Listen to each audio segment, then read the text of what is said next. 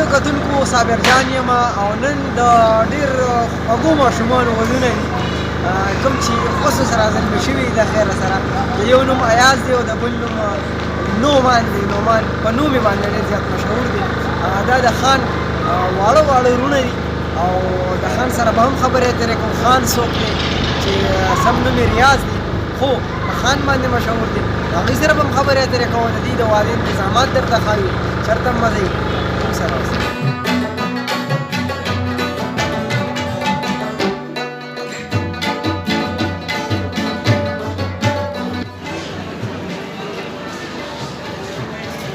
دا ماسټر صاحب دی جی. ماسټر صاحب السلام علیکم. وعلیکم السلام. ماسټر صاحب څنګه یې؟ حالات ښه دي؟ خیر دی؟ شکر دی. واده ته راغلي یو؟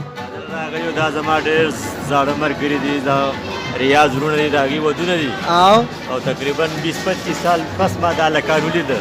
ښه بلکل نو ډېر دا دې پېژنده دی چې دا نه دا ما نه پېژنده. دې هغه ټایم کې نه و دي، صرف یو فیز و. هغه ټایم کې هغه هم ډېر ماشوم و. او فیض تاسو پېژندئ؟ فیض زه لا نه یم پېژندلی.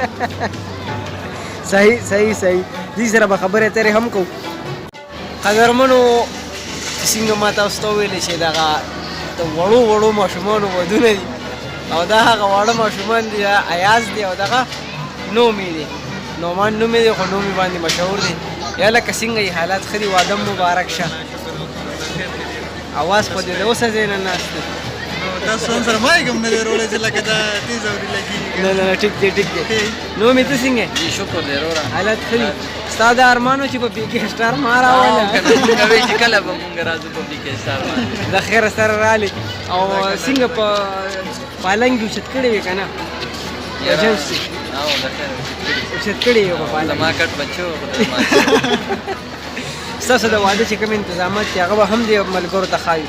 نو که څه پیغام ورکوئ نو څه پیغام وایي چې ډزې مه کوئ چې هوایي فایرنګ مه کوئ ځکه چې موږ ته یوه مسله جوړه شوې ده اوس هم او الله دې په خیر خیریت حل کړي. امین امین. دا پیغام دی چې ودونه خپلې خوشحالیانې په دې غم باندې مه بدلوئ. صحیح صحیح. خوشحاله اوسئ خوشحاله اوسئ خوشحاله.